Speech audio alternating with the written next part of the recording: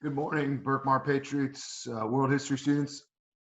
My name is Coach Glass, and I'm here to help you out with your Unit 7 review. Remember, Unit 7 was back before the digital learning days, and that covered some concepts such as absolutism, enlightenment, revolutions, Napoleon, and the Congress of Vienna. So I'm going to go over those things very, very quickly for you all, that way you can review for your final exam. So if you have any questions, make sure you reach out to your teacher or come to the Google Meet that happens every day from 1 to 2 in the afternoon. And then this will also be linked on your e-class page for you to see or view as a PDF to help you study for your final exams. All right, so way before digital learning days, we covered Unit 7. And the first thing we talked about in Unit 7 was this concept called absolutism. Remember, absolutism has to do with a king or queen, a monarch, an absolute monarch, and that person has complete control of their kingdom. This was happening mostly throughout Europe between 1600s and 1800s. And some examples of some specific absolute rulers that we talked about were, remember, that King Louis, the 14th, 15th, 16th in France, Peter the Great in Russia. The big thing that I would really focus on with absolutism, right, the two main concepts, right, is these first two bullet points. One, when they hold all the power, they can say and do whatever they want. And two is how they justified their power. And these kings or queens would justify their power through this concept called the divine right of kings. Basically, that they were in charge and had all this rule because God said that they needed to be in charge and have all this rule, right? So they justified their rule from God. So if you disobeyed the king or queen, then it was believed that you were also disobeying God. So this was how they maintained control for a long period of time, until around the 1700s, people start to question this concept, right? So remember, like, the Renaissance started questioning thinking and learning. The Protestant Reformation started questioning the role of the Catholic Church. Well, this kind of concept is going to spread into people starting to question absolutism. And that period was called the Enlightenment. So remember, Enlightenment happened as a result of absolutism.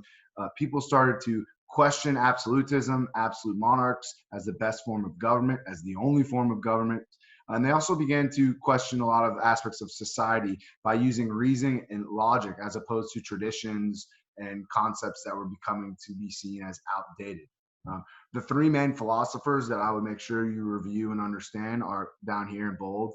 So Rousseau's social contract, right? He was famous for this idea that governments should be created by the people and serve the people, right? So that's that concept of consent of the governed, meaning that the government should be put in place and approved by the people that are being controlled by the government, as opposed to a king just doing whatever they want. John Locke, remember how you remember him? Lock up the natural rights. He was really influential in spreading the concepts that everyone's born with three natural rights, which were life, liberty, and property, and is the role of the government to lock up or protect those rights, not take them away. So these were some important new concepts that were beginning to spread throughout Europe. And then Voltaire, another French philosopher, he was big about letting people have the freedom of speech, separation of religion and government should be happening. So these are some very influential concepts that are new and that are all challenging absolutism. Remember, literacy rates have gone up in Europe since the Renaissance. People are now more educated. They're reading some of these works and they're starting to communicate to each other. Wait a second, maybe absolutism is not the best form of government. And these ideas, this last bullet point, right? Enlightenment ideas are going to spread throughout Europe, and it's going to lead the spark that leads to a lot of the political revolutions that occur that overthrow absolute monarchies. So let's go ahead and get into the revolutions. The first revolution that happened in Europe as a result of some of the spreading of these Enlightenment ideas was actually in England. And I'm not going to go into all the details, but the Glorious Revolution, or the Bloodless Revolution, basically replaced an absolute monarchy with a constitutional monarchy. Right? Now, the big cause of the Glorious Revolution was this kind of growing power struggle between the king, an absolute monarch, and Parliament, which was the body, like a governing body that was elected by people. The king thought he should have more power. Parliament said, no, we represent the people. We should have more power than you.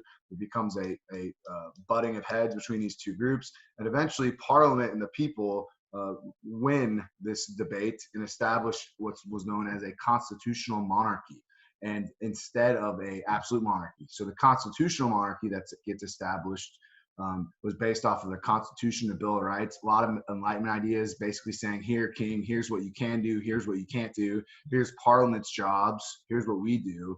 And the king and queen were forced to sign this contract, this agreement. So this was the first big shift from constitutional monarchy, or from absolute monarchy to constitutional monarchy, right? Growing power divide between the king and Parliament, war fighting, Parliament wins. Okay, so that's the first one. When this revolution happens, now we start to see revolutions spread. So from England, our next jump in revolutions was the American Revolution, right? Makes sense. We're not going to really cover the American Revolution, but after the American Revolution was the French Revolution, right? The French helped the Americans gain their independence from Great Britain.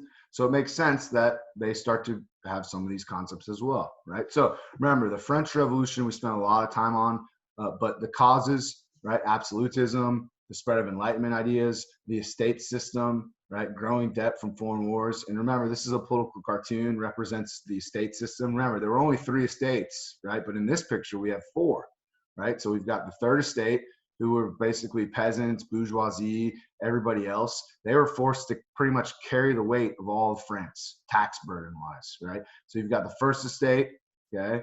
The third estate, right? The second estate, the first estate was clergy, and then the king, right? So these 3 groups, right? So the first estate, the second estate, and the king are basically getting a free ride from the third estate. Well, the third estate had pretty much said, we've had enough of this, right? Paying all the taxes, not having a lot of land. So they begin to revolt, right? And this revolution lasted about 10 years, and it's a little complicated. There's multiple stages, right? But Louis will eventually get beheaded. The king gets killed. His wife gets killed. We've got a bunch of different shifts in government, right? So get rid of the absolute monarchy, try to establish a republic. That the republic wasn't going well. We had this period known as the Reign of Terror, which was a lot of violence.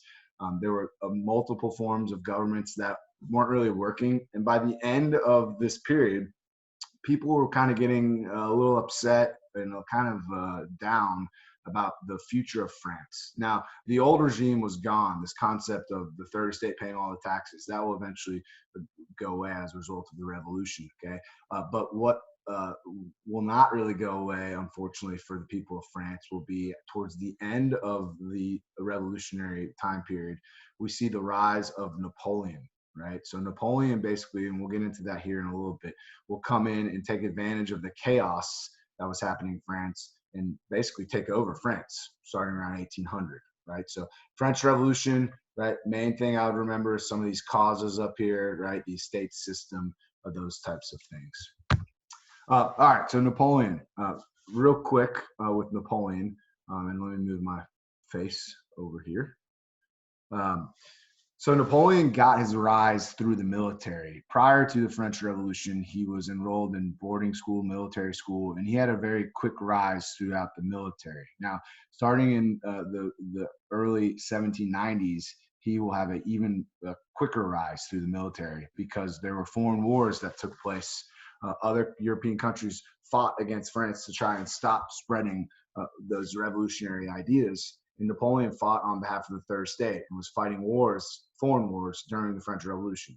Well, towards the end of the 1790s, Napoleon and his army returned back to Paris, where they basically illegally seized power. And Napoleon stages what's known as a coup d'etat, a sudden seizure of power, where he had the backing of the military and basically told the government, hey, you guys are no longer in charge, I'm in charge. And he was supported by the people because he fought foreign wars to help, protect the Third Estate. So he comes into Paris in France in 1799 and basically takes over, and people accept him. He was a very popular leader when he did take over. He did proclaim himself emperor, but he did do a lot of great things, like fix the tax system, created parks, boulevards, helped with some of the city planning in Paris. And so while he was doing some stuff inside of France, For about 15 years, Napoleon was doing all sorts of wars throughout Europe to create a French empire. And from 1800 to 1815, everything in blue was essentially part of the French empire. That's pretty crazy for him to be able to do that. His rise, though, is something I'd really make sure you know for your final exam. He staged what's known as a coup d'etat. And for about 15 years, he created this empire. Eventually, he was defeated by a coalition of Prussian, British, and Russian armies. The first time he was defeated, he was actually sent down to an island off the coast of Italy. He rises back up, raises another army. He gets defeated a second time, and the second time he gets defeated, he's exiled pretty much to the middle of nowhere. If you want to look up this island, it's kind of interesting to see where he was exiled for the second time, where he eventually dies, right? So from 1800 to 1815, that's kind of known as the Napoleonic era in Europe, where all these wars were going on. Rise was through the military and a coup. His eventual defeat was through war. Now, when Napoleon was defeated, over here, you can see in this picture, this is a meeting of all of the important nations and kingdoms in Europe. They had to figure out what the heck to do after Napoleon. This was called the Congress of Vienna. It happens in 1815. Basically, they had to figure out, wait a second, Napoleon took over all this land, and when he did take over this land, he established his family members as leaders. So he got rid of the king monarchies and put his family members in charge to try to make like a dynasty, a family dynasty. So they have a meeting, and at the meeting for Congress of Vienna, there were some major goals. The first goal was to create a balance of power in Europe so that no country like France could grow and create this empire. The second goal was to restore all the monarchies that Napoleon had displaced. And then the third one that does actually happen for about 100 years is establish long-term peace in Europe, right? So Congress of Vienna, after the defeat of Napoleon, it was fairly successful for peace because it does create peace in Europe until 1914 with the outbreak of World War I. So there was kind of some long-lasting peace in Europe after Napoleon from World War I. So main thing to remember, French Revolution has three things that are really connected to it. You've got the French Revolution, then you've got the rise of Napoleon after the French Revolution, and then you've got the Congress of Vienna for the defeat of Napoleon. So I would kind of connect all those three together. Now, there's two more revolutions that you will be expected to know about, and we're going to go through those very, very quickly. The first one was the Haitian Revolution. This one should also be associated with France because Haiti was a slave colony, a plantation colony of France for a long period of time. When there's some success about the French Revolution, the population, the slave population that were led by Toussaint Louverture, they basically rise up to rebel against the French government, and it's successful, right? So Haiti will be one of the first successful slave colonies that will gain their independence from a nation, a European nation, and they are able to establish their own government, their own rule. So this is a huge moment in the Americas. Haiti has the successful slave rebellion to defeat the French and drive out the French from Haiti. And guess what? When this news begins to spread in the Americas, right? Oh, Haiti's able to have a revolution where they're pushing out their colonial oppressors from their lands in Europe. Well, guess what? It's going to spread to Latin America, right? So same thing, causes, the Enlightenment, success story of Haiti. And then over here, we have some very important leaders. So Miguel Hidalgo was in Mexico. Sorry, I didn't put that. Jose de San Martin was Argentina, Chile, Peru. Simon Bolivar, there are those in those lands. And basically, as a result of their leadership and a result of some of the wars, it's very similar to what happens in Haiti. The people, the native populations that have been taken over for centuries by European colonizers like the Spanish, the British, the Dutch, all of them, a lot of them get driven out. And the main thing I would remember is this picture I'm about to show of you, which is shows two maps. So the first map is in 1800, right? And you can see on our key, look, we're talking in the Americas, but all these places that are colored are controlled by British, Dutch, French, Portuguese, Spanish, right? So that's in 1800. You can even see Haiti over here is still under French control, right? Because the revolution that's happening yet. But then 30 years later, let's take a look here, right? So we go from all of these European countries that took over and were in control of these places to 30 years later, right? Everything in purple is an independent country, meaning they gained their independence from these countries. That's the big shift that we see, right? Because of the spread of Enlightenment ideas, the success of Haiti, those types of things. And you can see the routes of San Martin and Simon Bolivar here, as well as major battles, right? So the key with the Latin American revolutions is countries go from colonies controlled by European to newly independent states where they have their own right to establish their own government. So I know that was a lot. Any questions or anything, like I said, this will be posted, should be posted on your U-Class page. Good luck studying. If you have any questions about anything, feel free to reach out to your teachers. Make sure you're doing your ABC books. Those are extra credit, 5 points to your overall grade, and a great way to study and review for your final exam. So if you have questions about that, make sure you speak to your teachers as well. Have a great day. Good luck studying. Remember, always believe in the B, right? Stay positive. You guys are going to do amazing on your final exams, and good luck with finishing out the rest of the school year.